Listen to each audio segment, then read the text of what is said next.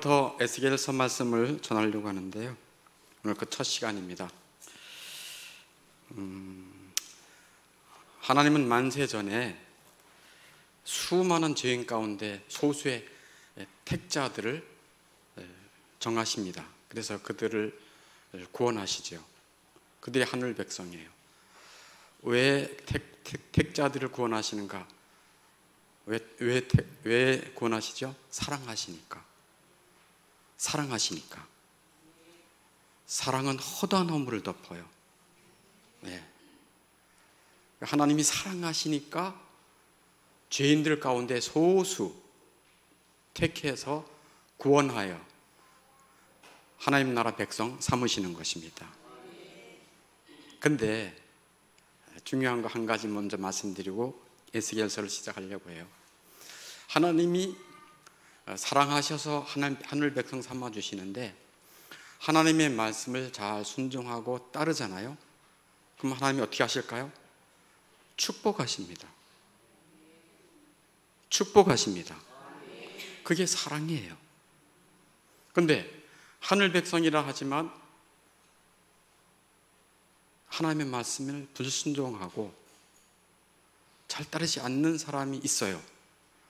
그런 경우는 어떻게 할까요? 고난과 징벌을 주십니다. 그게 하나님의 사랑입니다. 하나님은 하늘 백성을 사랑하세요. 동등하게 사랑하시고 너무 사랑하세요. 그런데 순종하고 따르고 즐거워하는 자기 백성들은 그냥 축복하세요. 근데 거역하고 잘 따르지 않고 대적하고 세상적이고 그럼 어떻게 합니까? 고난을 주시고 징벌을 통해 자기 백성을 사랑하십니다. 이게 하나님의 사랑이에요. 오늘부터 이제 에스겔서를 시작하는데 오늘 에스겔서 1장 여러분 성경 말씀 그 워십 시트에 있죠. 그걸 한번 보시고, 자, 에스겔은 누가 썼을까요? 네, 에스겔이 썼습니다. 자, 그럼 우리 옛빛 어린이한테 묻습니다. 에스겔은 남자일까요, 여자일까요?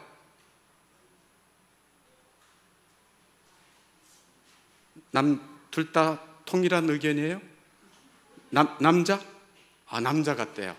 네, 남자입니다. 에스겔은 남자입니다. 그리고 선지자입니다. 그런데 에스겔서를 썼습니다. 에스겔의 이름의 뜻이 뭘까요? 네, 거기 써드렸죠. 하나님께 힘을 받은 사람이란 뜻이에요. 하나님께 힘을 받은 사람이란 뜻이에요. 에스겔이 이스라엘이 남유다가 망할 때 같이 바벨론의 포로로 끌려왔습니다. 그런데 하나님의 종으로 부르셨어요. 언제 부르셨는가? 1장 1절에 보니까 30살에 불렀다. 네, 30살. 하나님의 종, 하나님이 쓰시는 종들은 25세 불러가지고 30살까지 이제 견습 이렇게 훈련시키고 55살까지 일하게 하세요. 하나님의 나라도 정년이 있습니다. 정년이. 지금 30살에 이제 부름을 받아서 자기 백성에게 말씀을 전하게 하십니다. 하나님은 자기 백성을 사랑하시기 때문에 어려움에 있는 자들에게 말씀하십니다. 형통한 자들에게도 말씀하십니다. 말씀이 없다, 말씀이 안 들린다, 그것은 최고의 암흑입니다. 먹을 것이 없어서 기갈이 아니고 마실 것이 없어서 가람이 아니라 주의 양식, 주의 말씀을 먹지 못한 기갈이요 가람이라. 여러분이 하나님의 말씀을 들을 때 잘 안 들린다, 그러면 놀래야 돼요. 말씀이 안 들리네. 내가 지금 내 영혼이 완전히 말라 비틀어졌네. 내가 암흑기 아니야? 내가 너무 교만하지 않아? 경계를 가져야 돼요. 왜냐하면 하나님은 하나님의 영을 보내사 그들을 들리지 않게 귀를 막아버려요.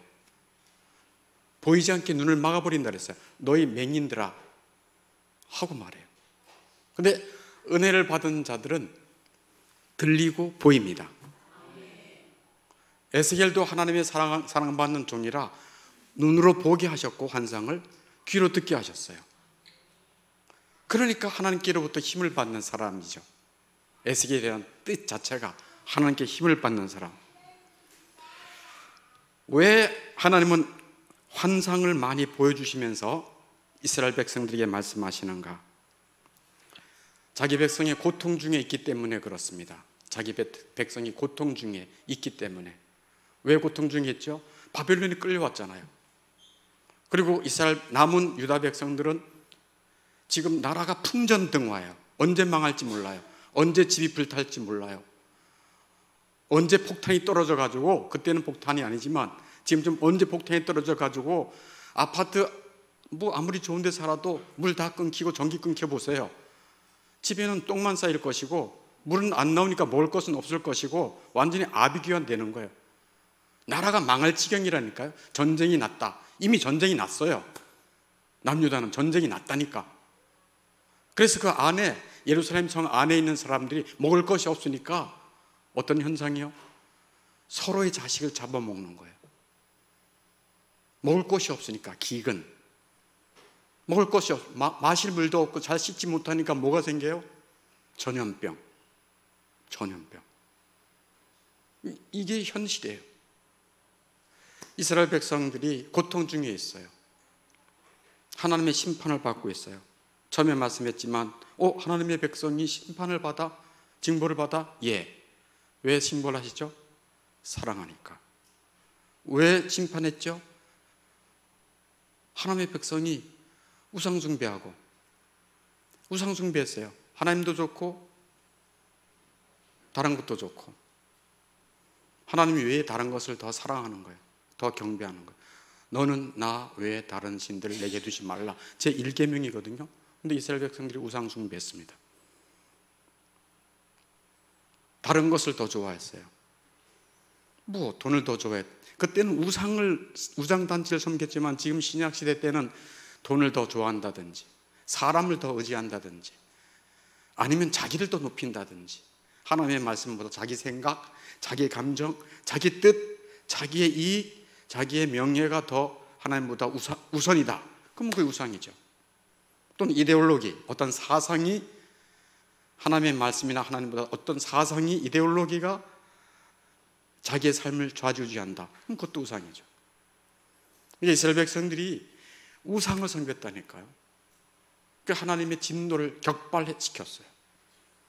그리고 하늘 백성은 하늘의 소망을 갖고 하나님으로 만족하며 살아야 되는데, 뭐 재물이 많든 적든 집이 크든 적든 하나님으로 만족하며 살아야 되는데 세상 욕심이 가득했어요. 누가? 이스라엘 백성이. 그래서 가옥에 연하고, 무슨 말씀을 하는 거예요? 하나님이 말씀이 있어요. 집이 한 채 가지고도 만족하지 않아. 가옥에 가옥을 더 갖고 싶은 거예요. 더 넓히고 싶은 거예요. 더 자랑하고 싶은 거예요. 하나님의 백성답게 거룩하게 살지 않았어요. 세상 탐심으로 해 내가 쳤다 이렇게 말씀해요. 내가 그들을 쳤다. 하나님의 백성은 거룩한 백성이고 하늘을 소망하며 살아야 되는데 이스라엘 백성이 그러지 못함으로 거룩한 백성으로서 세상 욕심으로 추태를 부르며 살았어요. 그런데 포로로 끌려왔음에도 불구하고 유다 백성은 여전히 겸손하지도 않았어요.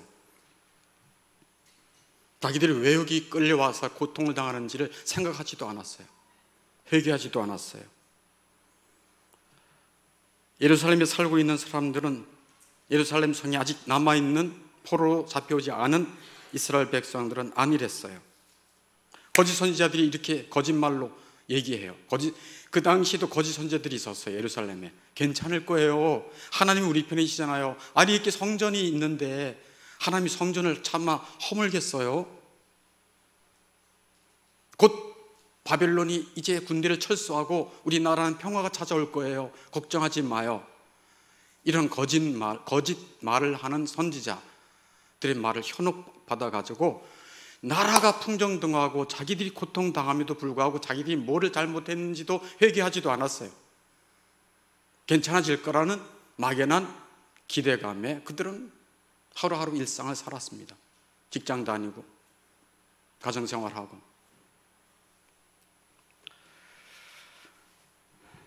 하나님이 하나님의 종 에스겔을 통해서 말씀하신 목적이 뭔가 하면, 포로 생활하게 하고 있는 자들, 그들에게 너네들이 왜 이 땅에 와서 포로 생활된 줄 아니? 왜 집안을 다 잃어버리고 여기 와서 비참하게 사는 줄 아냐? 그 원인이 뭐라고요? 그걸 사람들은 잘 몰라요. 그러니까 주의 종을 통해 뭐 하게 하시는 거예요? 그 죄악을 알려주는 거예요. 너희들이 우상 숭배했잖아. 하나님의 말씀을 불순종했잖아. 거룩하게 살지 않았잖아. 너희들의 욕심은 끝이 없잖아. 이스라엘 백성들에게 말하는 거예요. 죄악을 보여주시기 위해서 에스겔을 통해서 말씀하는 거예요. 그러므로 하나님께서 너희들을 포로 생활 되게 해서 바벨론에서 70년 동안 살 거야. 그러니까 살아있는 이곳에 살아있는 동안이 하나님의 뜻이라니까. 그러니까 바벨론 포로 70년 살 동안에 불평하지 말아라. 하나님의 너희들을 심판하시는 과정이야. 70년이 차면 내가 하나님이 다시 고국으로 돌아가게 하실 거야. 푸념하지도 말아라. 대신 이 땅에 있는 동안에 뭐 하라? 첫 번째 가루에 뭐가 들어갈 것 같습니까? 회개하라. 회개의 메시지예요. 뭐 하라고요? 회개하라. 첫 번째. 두 번째, 바벨론 나라가 가장 그 당시에 지금처럼 미국과 같은 가장 강대국이에요. 그러므로 그들의 권세 앞에는 남유다는 파리 목숨이에요. 아무 힘도 없어요. 그렇게 보이잖아. 이 세상의 권세자들, 또 바벨론 왕이 그렇게 강력한 왕으로 그 나라가 무너지지 않을 것처럼 보이지. 그러나 하나님이 이 세상을 통치하신다. 하나님이, 그들은 아무것도 아니야. 하나님이 능력이 있으시고 하나님의 통치가 지금도 있어. 그러니 그 하나님을 신뢰하고 믿어. 그게 두 번째 주시는 메시지. 왜 말씀하시는가? 회개하고 그다음에 누구를 믿으라는 거예요? 하나님만을 신뢰해라. 어려움 속에 있지만 하나님이 약속하신 대로 70년이 차면 다시 돌아올 수 있어. 그때까지 회개하는 거야. 푸념하지 마. 불평도 하지 마. 하나님의 뜻을 조용히 기다려. 이게 에스겔의 메시지고 예레미야의 메시지였어요. 그리고 마지막으로 곧 들어갈 소망. 우리는 하늘나라를 소망한다. 하나님을 소망한다. 소망을 주시기 위함입니다. 그래서 회개, 믿음, 소망이에요. 비참 속에 있고 심판받아 있는 이스라엘 백성들에게 회개하라. 하나님만을 신뢰해라. 하나님 나라와 영원한 나라를 소망하라. 이게 메시지예요. 그래서 하나님은 에스겔을 통해서 능력의 하나님을 환상 중에 보여주세요. 오늘 에스겔 1장 1절을, 자, 1장 1절, 그발강가. 지금 그발강가에서 모여 있어요. 3절도 갈대아 땅 그발강가 이렇게 말하고 있어요. 그발강은 이제 바벨론 갈대아 땅의 한 강 이름인데, 에스겔서 3장 15절에 보면 데라빕에 이르러 그 사로잡힌 백성 곧 그발강가 이렇게 말하고 있어요. 그 그발강이 어디에 위치했는가 하면, 한강 그러면 서울에 근교에 있잖아요. 탄천 그러면 분당에 있고, 네, 그렇잖아요. 근데 이 그발강이 테라빕이라고 하는 도시, 그 마을에 있는 강으로 에스겔 3장 15절에 보면 알 수 있어요. 구체적인 지명을 말해요. 근데 여러분, 이스라엘을 가보신 분 중에 거기를 알겠지만, 예루살렘 도시보다 더 발전되고 더 경제적으로나 모든 면에서 더 앞서가는 도시가 있어요. 이스라엘에. 어디죠? 힌트, 공항이 있다. 그렇죠. 텔라비브. 현재 이스라엘에 텔라비브라고 하는 도시가 있어요. 굉장히 세련되고 큰 도시예요. 어디서 들어봤어요? 에스겔 3장 15절 그발강이 있는 테라빕. 이스라엘 백성은 거기서 70년 동안 고통을 당하면서 우리가 이 고통당한 그것을 잊지 말자. 그래서 자기네 땅에 테라비브라고 하는 도시 이름을 쓰는 거예요. 마치 이런 거예요. 우리가 일제에 36년간 고통당했잖아요. 근데 일제에 가서 거기 어디도 가서 모든 노동력을 착취당하고 유린당했던 그 일본에 살던 사람도 우리나라 사람들이 그때를 잊지 말자. 그래서 서울 옆에 있는 큰 도시 인천을 히로시마, 나카사키, 오사카 이렇게 지은 거나 똑같은 거예요. 우리 잊지 말자. 절대로 이 수치를 잊지 말자. 이 나라가 망하기 전까지 잊지 말자. 그래서 테라비브를 적어놓은 거예요. 언제 잡혀왔는가? 언제 이스라엘 백성들이, 남유다 백성들이 에스겔도 잡혀왔는가? 2절에 보니까 그렇게 말하고 있죠. 여호와긴 왕이 사로잡힌 지 5년 그달 초닷새라. 여호와긴 왕이 사로잡힐 때에 잡혀왔다는 것을 알 수가 있어요.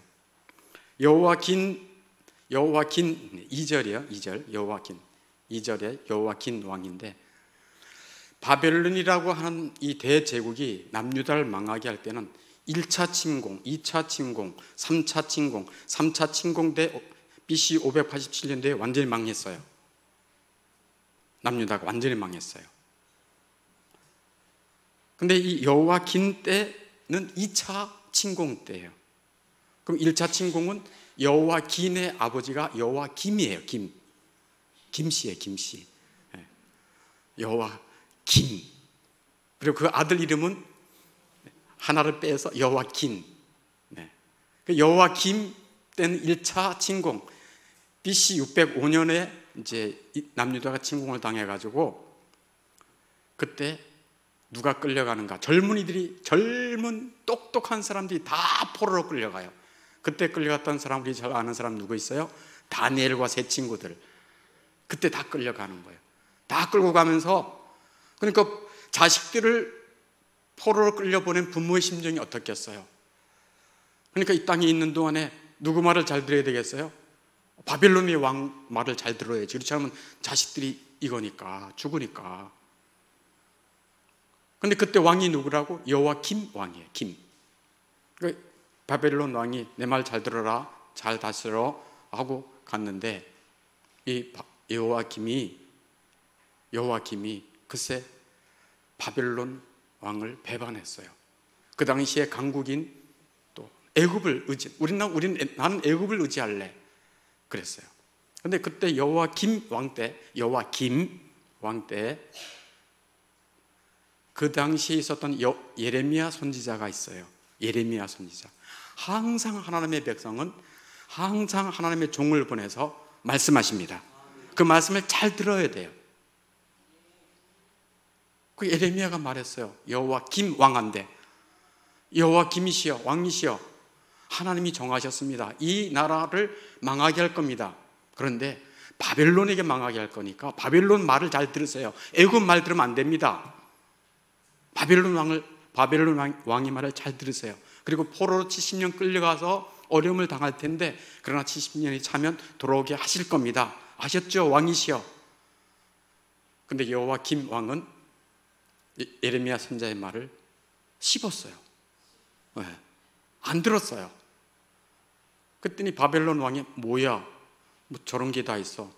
자, 가서 손 좀 봐줘. 그래서 옆에 있는 주변의 나라들, 아람 왕, 모압 왕, 이런 옆에 있는 나라들 다 모아가지고 연합군을 만들어서 치게 했어요. 여호와김 왕은 비참하게 죽었어요. 비참하게 도망가다가 죽었어요. 예레미야 22장 18절 19절에 그가 끌려 예루살렘 문 밖에 던져지고 나귀같이 매장함을 당하리라. 인간처럼 존귀하게 못 죽었어요. 나귀처럼 그냥 매장당한 거예요. 이게 역사적인 현실이에요. 지금 우리가 하나님의 말씀이 옛날에 있었던 역사적 사실, 실제 있었던 일이에요 지금. 그래서 여호와김 왕 때 제1차 침공으로 나라가 완전히 많이 무너졌어요. 그리고 나서 바벨론 왕이 이제 2절에 있는 여호와긴 왕을 세웠어요. 사실은 남유다에서 그냥 그 아들이니까 왕으로 세웠어. 바벨론 왕이 세운 건 아니고 남유다에서 그 여호와김의 아들인 여호와긴 왕을 세웠어요. 세운 지 3개월도 안 돼서 바벨론 왕이 2차 침공, 2절이니까 2차 여호와긴 왕 때 2차 침공해서 와가지고 여호와긴 왕을 비롯해서 그 왕의 가족들 전부하고 그 당시의 권세자들, 국무총리를 비롯해서 국회의장을 비롯해서 뭐 산부 요인, 뭐 국방부장 무슨 장 다 붙잡혀가서, 그리고 군대 중에서 군대와 중요한 기술자들 10,000명을 데리고 갔어요. 10,000명을 어마어마하게 끌고 간 거예요. 10,000명을 그냥 두루미 엮듯이 해가지고 끌고 간 거예요. 그게 2차 침공이에요. 그게 여호와긴. 그래서 2절에 여호와긴 왕이 사로잡힌 지 5년 그달 초다세라. 벌써 5년 됐다는 걸 알 수 있어요. 5년 됐다는 것을 알 수 있어요. 그러니까 이 에스겔은 나라가 자기네 현재에 있는 남유다 예루살렘도 망해가고 있고, 지금 자기 백성들이 바벨론 그발강가에서 지금 이렇게 비참하게 살고 있는 현실을 보면서 고통하고 있어요. 고통하고 있는 중에 하나님이 가서 내 백성에게 말씀을 전하라 해서 말씀을 특별히 전하는 거예요. 그게 3절이에요. 3절 같이 읽어볼까요? 갈대아 땅 그발강가에서 여호와의 말씀이 부시의 아들 제사장이나 나 에스겔에게 특별히 임하고 여호와의 권능이 내 위에 있으니라. 아멘. 그러니까 부시의 아들, 에스겔의 아버지 이름이 부시구나.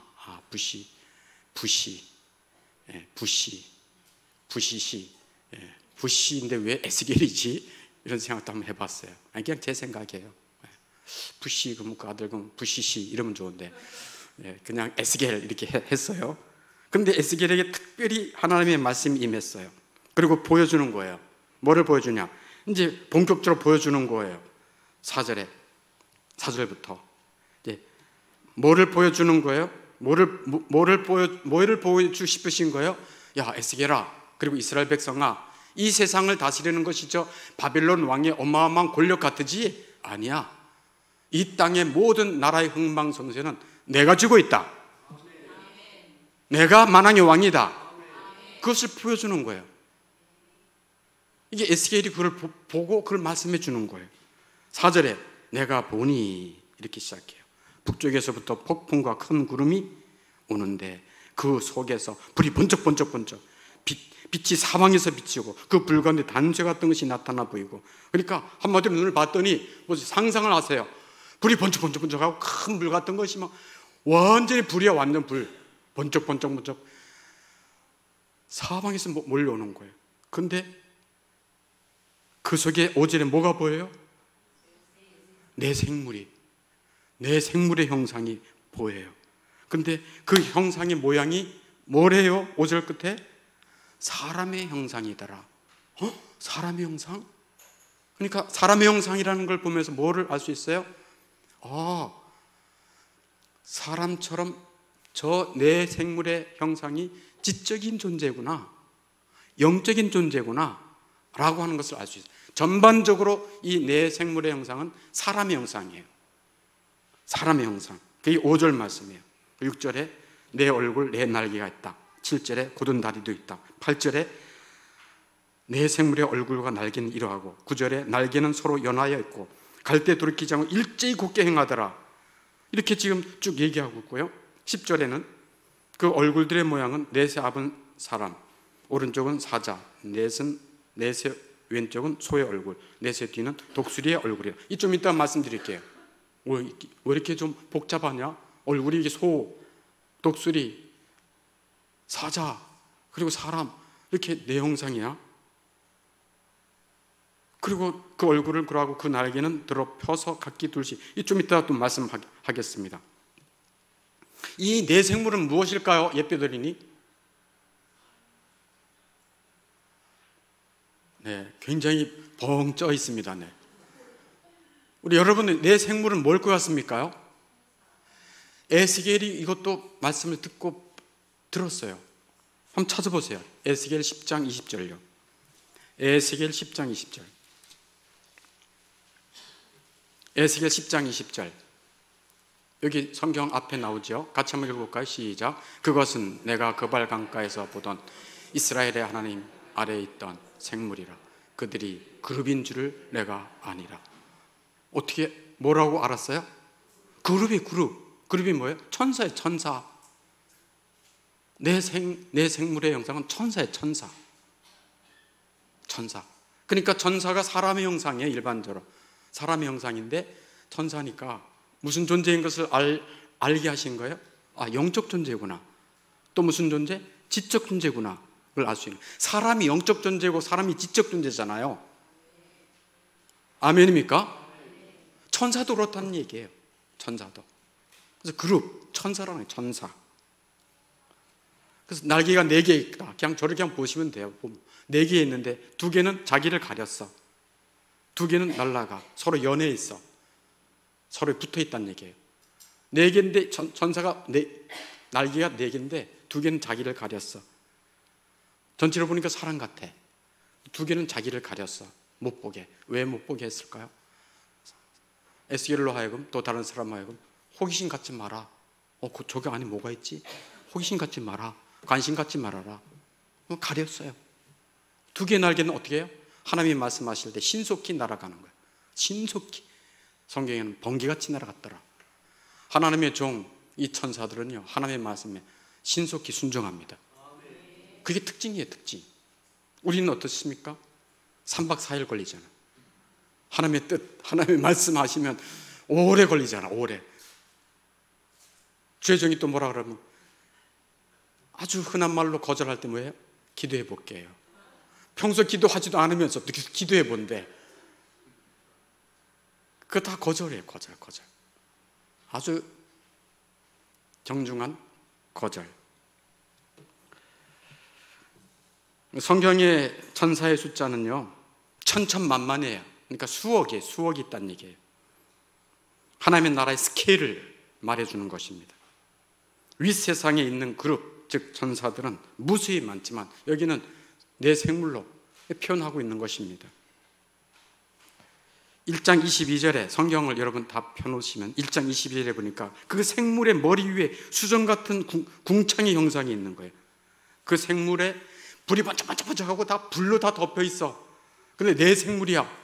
근데 한쪽은 소, 독수리, 사람 형상이 있는데 그 위에, 그 생물들 위에 뭐가 있다고요? 22절에 수정 같은 궁창의 형상이 하늘보다 더 넓고 더 무서운 궁창, 그 궁창이 보이는 거예요. 그러니까 이 하늘 윗세상을 지금 보여주는 거예요. 이거를 에스겔에 본 거예요. 그리고 1장 26절에 보면 그 궁창 위에 뭐가 있는 거예요? 보호자의 형상. 와, 내 생물 있고 그 어마어마한 내 생물이 있는데 그 위에 또 어마어마한 궁창이 펼쳐져 있는데 또 그 궁창 위에 뭐가 있는 거예요? 하나님이 다스리는 보좌가 있는 거예요. 이 윗세상의 모양을 환상 중에 보여주는 거예요. 보호자의 형상이 있는데 1장 26절 끝에 보니까 보호자 형상 위에 한 형상이 있어. 무슨 모양 같더라? 사람 모양 같더라. 사람 모양 같더라. 여기는 사람 모양이라고 얘기하고 있죠. 다니엘서에서는, 다니엘서도 바벨론의 포로로 끌려온 자들에게 예언한 하나님의 종이 다니엘이에요. 그 다니엘도 다니엘서에 보면 인자 이런 표현을 해요. 인자. 근데 인자는 예수님이 오셔서 자기를 인자가 세상에 다시 오리라 그런 표현을 해요. 그러니까 이 에스겔서에는 사람의 형상 이렇게 얘기하는데 예수님도 어디 계셨다는 얘기예요? 이 어마어마한 윗세상에 수많은 천군 천사들의 섬김을 받으며 그 궁창 위에 있는 보좌 위에 계신 분이 예수 그리스도이십니다. 하나님 되십니다. 이걸 보여주는 거예요. 우리 상상으로 잘 안 보이지만 그러나 성령께서 여러분의 눈을 여셔서 정말 그 어마어마한 윗세상의 그 모습을 보게 해주시기를 바랍니다. 이 하나님의 형상. 그래서 히브리서 1장 3절에 보면 이래요. 예수님에 대해서 하나님의 영광의 광채시요 그 본체의 형상이시라. 예수님은 하나님이셨는데, 이렇게 영광 중에 계신 하나님이셨는데 예수 그리스도께서 사람의 몸을 입으시고 이 땅에 오신 것입니다.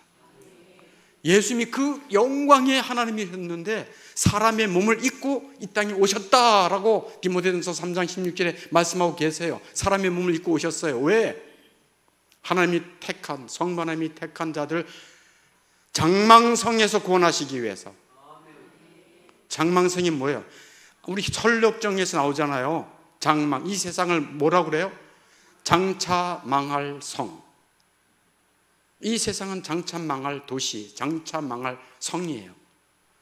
이 세상과 함께 욕심내며 살고 이 세상에서 잘 먹고 잘 살고 하고 싶으면 더 빨리 세상과 함께 망하는 거예요. 그 장망성에서 예수님은 죽어가는 죄인들을 구원하시기 위해 이 땅에 오신 것입니다.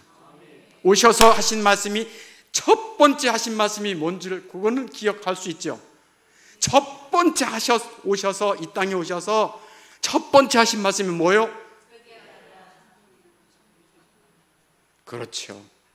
회개하라. 천국에 가까이 왔느니라. 천국에 가까이 왔느니라. 회개하고 복음을 믿으라. The kingdom comes near. The kingdom of God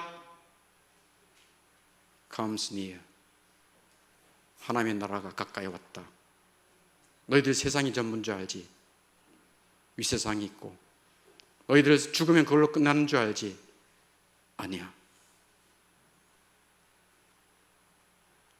영원한 생명이 있는 천국이 있고 영원한 지옥이 있는, 심판이 있는 지옥이 있어.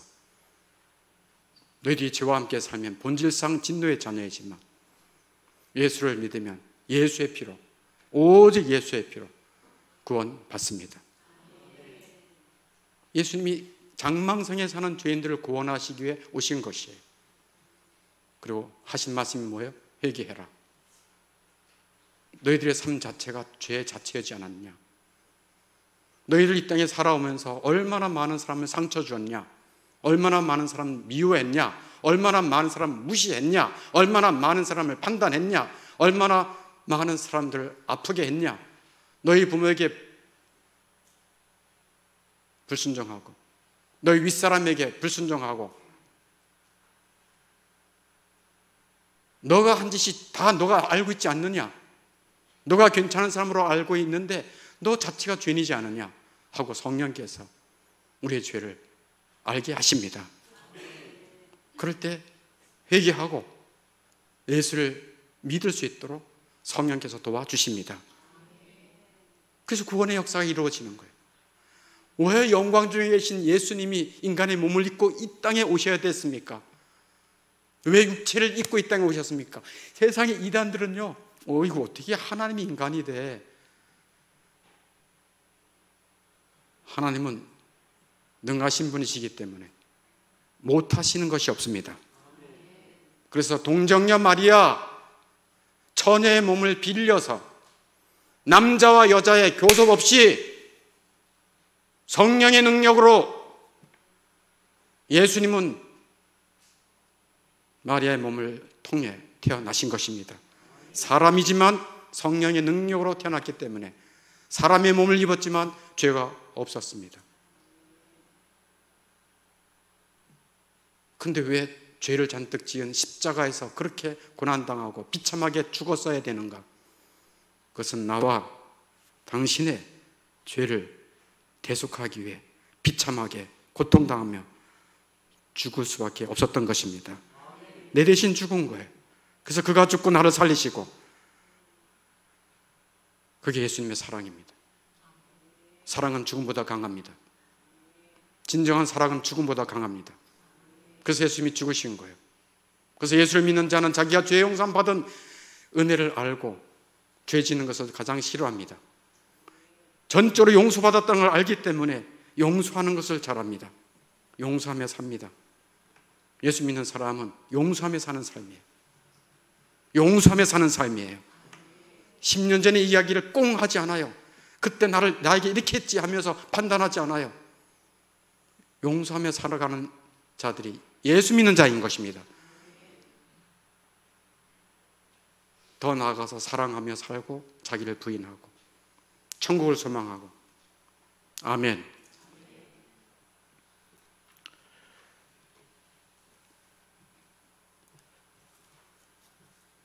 오늘 성경 말씀을 거다 적어놨죠. 무슨 성경이죠? 마태복음 24장 31절 한번 잠깐 보십시다.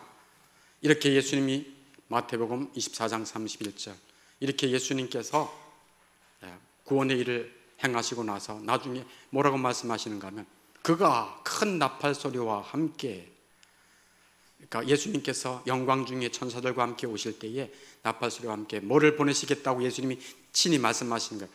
천사를 보내리니 그들이 택하신 자들을, 이제 구원받은 자들을 하늘을 이 끝에서 저 끝까지 사방에서 모으겠다.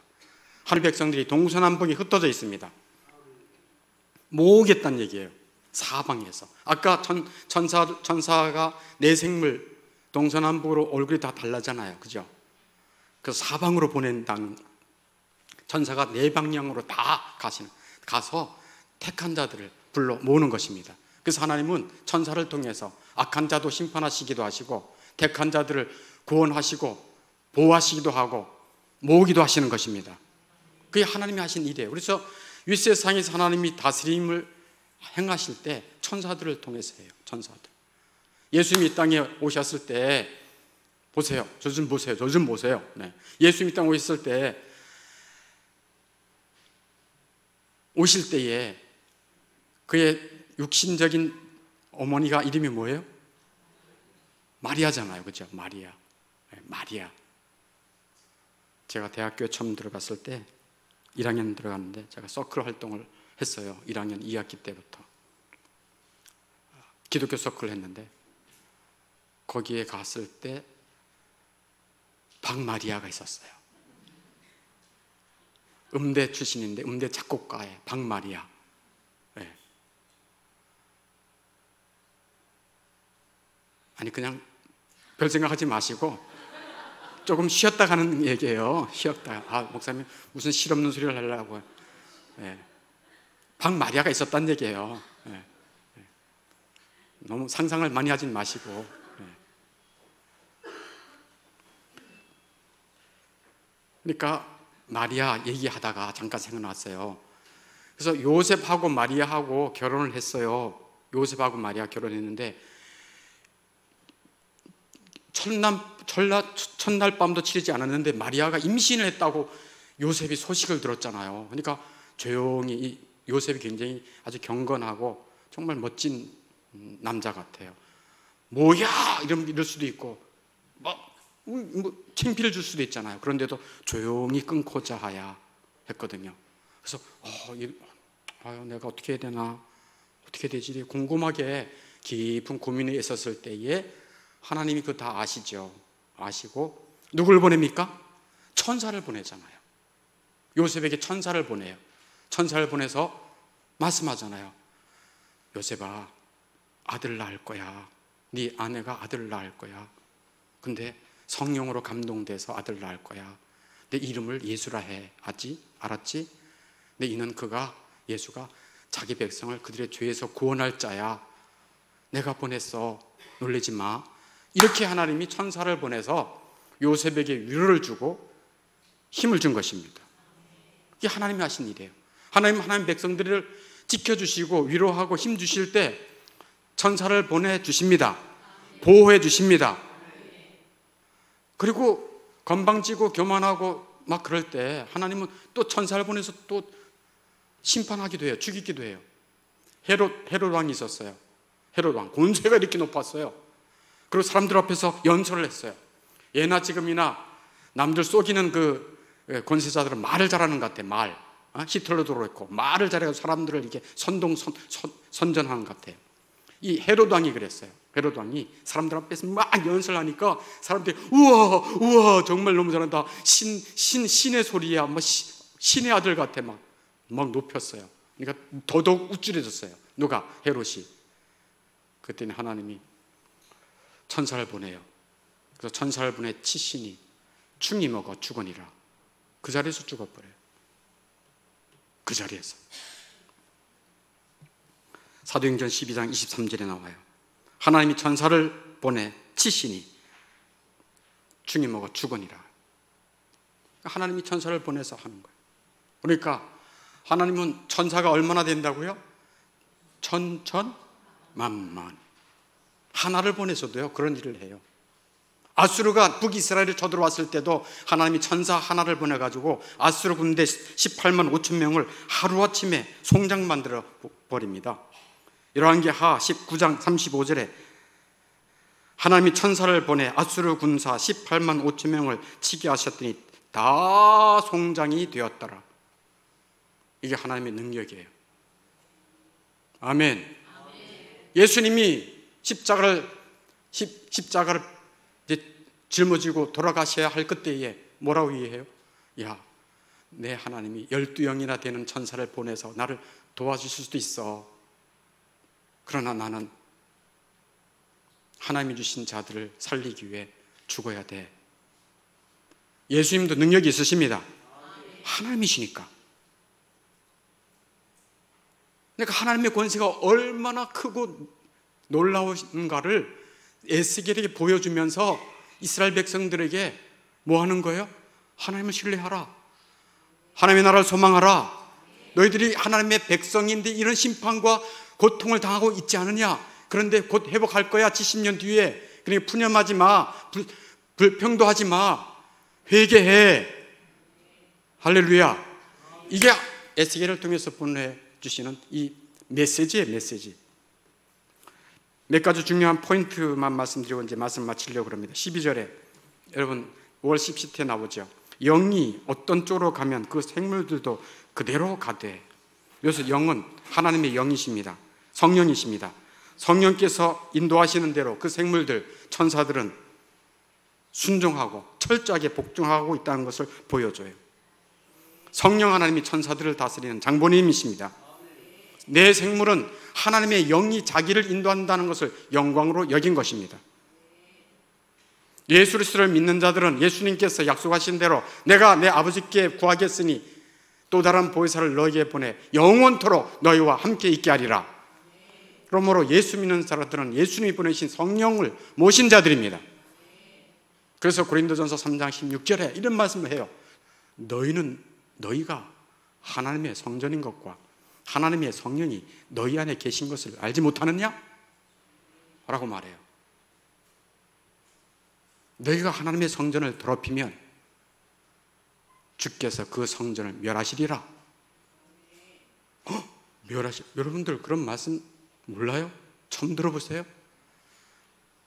예수를 믿는 자들은 성령을 모시고 있는 거룩한 하나님의 전입니다.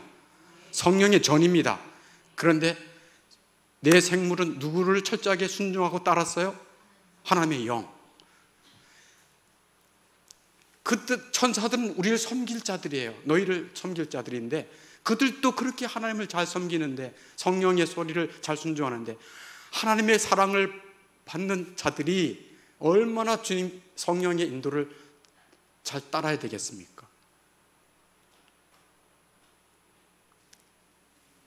귀 있는 자는 성령이 교회에게 하신 말씀을 들을지어다. 여러분은 얼마나 성령의 말씀을 순종하며 따르고 있었습니까? 성령의 말씀을 얼마나 순종하며 따르고 있었습니까? 나중에 말씀드리고 14절로 넘어가겠어요. 내 생물은 번개같이 왕래하였다. 14절에 내 생물은 번개같이 왕래하였다. 무슨 뜻입니까? 번개같이 왕래했다는 얘기는 하나님의 영이 뭐라고 명령을 내리시면 신속하게 반응했다는 얘기입니다. 하나님의 영에 의해서 내려진 지시를 수행하기 위해 달려갔고 언제든지 행할 준비를 만반의 준비를 하고 있었다는 뜻이 이 내 생물에 번개같이 왕래했다는 뜻입니다. 마지막 13절 타는 숯불과 횃불 모양. 윗세상의 천사들의 모습이 뭐라고요? 타는 숯불과 횃불 모양이에요. 그냥 이글 타오르는 거예요. 차디찬 모습이 아니에요. 타는 숯불과 횃불 모양. 이게 무슨 뜻입니까? 하나님을 향한 불타는 사랑. 하나님을 향한 불타는 사랑을 보여줍니다. 하나님의 일에 대한 불타는 열심을 보여줍니다. 하나님을 향한 불타는 사랑, 하나님의 일에 대한 불타는 열심을 보여주는 것이 이 불타는 횃불의 모양이에요. 예수님이 요한계시록의 마지막 7교회 라우디게아 교회를 책망하세요. 거긴 책망만 받았어요. 왜 책망받았나요? 이 차지도 않고 뜨겁지도 않고 미지근한 너희들 내 입에서 토해내고 싶구나. 이게 예수님의 말씀이었어요. 여러분은 하나님을 향한 뜨거운 사랑이 있습니까? 이 교회를 향한 뜨거운 사랑이 있습니까? 냉랭하진 않습니까? 자기 생각이 취했지는 않습니까? 성령의 인도를 따라가지 않는다면 그건 하나님의 말씀을 거역하는 거예요. 그런 것이 회개할 일입니다. 이스라엘 백성들이 하나님의 뜻에 불순종하고 거역함으로 그들이 고통을 당했어요. 오늘 아침에 오늘 우리가 읽어야 할 말씀 가운데 시편 107편이잖아, 그죠? 또 읽어보시면 손 들어보세요. 여러분 또 그럴까봐 안 얘기하겠어요. 왜냐하면 손 들은 사람은 또 남들 눈총 받을 수 있잖아요. 잘난 척하네 그럴 수도 있고, 들은 사람은 또 그렇게 받을 수 있고, 안 들은 사람은 또 주눅 드니까 아예 들지 마세요. 네. 그러나 매일매일 말씀을 가까이 할 수 있기를 바랍니다. 오늘 시편 170편에 보니까 10절에 이런 말씀이 있습니다. 조용히 잘 들었어요. 사람이 흑암과 사망의 그늘에 앉으며 공고와 쇠사슬에 매임은, 여러분 이스라엘 백성들이요 흑암과 사망의 그늘에 앉았고요 공고와 쇠사슬에 매었어요. 여러분의 삶은 어떠세요? 이 나라의 삶은 어떻습니까? 여러분의 가정은 어떻습니까? 시련과 공고와 어려움이 있지 않습니까? 왜 나는 이렇게 맨날 아파? 왜 나는 이렇게 망했어? 나는 왜 이렇게 힘들어? 왜 이렇게 공고함이 있는 거야? 마음의 기쁨도 하나도 없어. 교회를 다니긴 하는데. 그렇게 생각할 수 있죠. 이스라엘 백성도 그랬어요.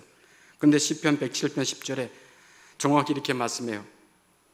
사람이 흑암과 사망의 그늘에 앉았고 공고와 쇠사슬에 매인 것이 뭔지 아느냐? 11절에 하나님의 말씀을 거역하며 지존자의 뜻을 멸시함이라 하고 명확하게 말씀하고 있어요. 왜 인간이 공고한가? 하나님이 그 죄 가운데 그냥 버려두면 그 죄 자체가 괴로움이지 않아요? 미워하는 것 자체가 괴로움이고, 하나님의 말씀 없는 것이 괴로움이고, 염려가 가득 찬 게 괴로움이고, 죄악에 시달리고 마귀에게 시달리는 게 괴로움 아니겠습니까? 그게 어둠이고 흑암이고 사망과 같은 삶. 12절에 이렇게 또 말씀하고 있어요. 이에 그가 하나님이 고통을 주어 그들의 마음을 겸손하게 하였으니, 고통을 주어 그들의 마음을 겸손케 하신대요. 그러니까 처음에 제가 말씀했죠. 하나님은 택한 자들을 사랑하십니다. 아멘. 하나님의 말씀에 순종하는 자들을 축복하십니다. 아멘. 근데 하나님의 말씀에 거역하는 자들을 어떻게 사랑하신다고요? 고통과 시련을 통해 사랑하십니다. 그게 하나님의 사랑은 동일해요. 하나님의 택하신 자들은 다 사랑하세요. 근데 하나님의 말씀을 무시하고 하나님의 성령을 멸시하는 자들, 세상적인 욕심으로 가득 찬 자들, 너희들은 내 백성 닮지 않았네. 그래서 고통과 신을 주는 거예요. 겸손케 한다. 13절에 그들이 환난 중 여호와께 부르짖으매 그들의 고통에서 구원하셨도다. 그래서 회개할 때 하나님은 구원하십니다. 우리 하나님은 너무 자비가 크셔서 어떤 죄라도 주 앞에 회개하며 나갈 때 용서해 주십니다. 내가 하나님의 일에 불타는 열심이 없었음을 회개해야 됩니다. 여러분 직분 받고도, 교회에서 직분 받고도 하나님의 일에 너무 무관심한 거 아니에요? 정말 하나님의 교회가 더 성령 충만하고 이 교회를 세우셔서 하나님의 이름이 이 땅에 가득해야 되고, 장망성에서 죽어가고 허망 속에 죽어간 많은 영혼들 위해 기도하고 우리가 마음으로 예수 그리스도만이 그들의 소망이 되고 이 나라의 소망 된다는 불타는 마음으로 기도하고 하나님의 은혜를 구해야 되지 않겠습니까? 여러분의 관심은 뭡니까? 하나님을 믿고 하나님의 사랑을 잊고 난 다음에 여러분의 관심이 뭐예요? 뭐가 여러분의 관심이에요?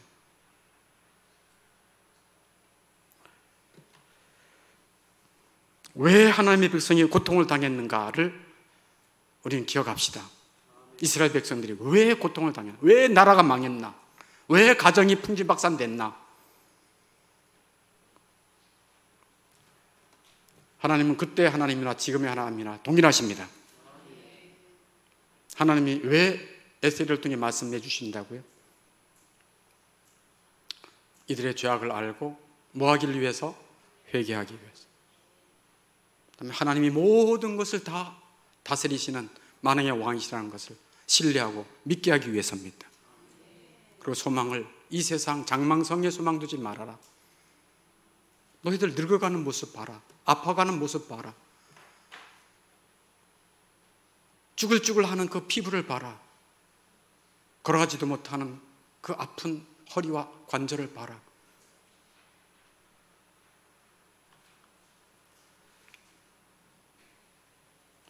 오늘 에스겔서 1장 윗세상에 대한 실제 리얼리티를 말씀드렸어요. 다음 주에는 아랫세상에 대한 말씀이 나와요. 아랫세상. 윗세상에서 아랫세상을 다스린다는 것을 하나님이 말씀해 주실 때 우리가 아랫세상에서 어떻게 살아야 될지 다음 주를 기대하실 수 있기를 바랍니다. 우리 함께 찬양하겠습니다.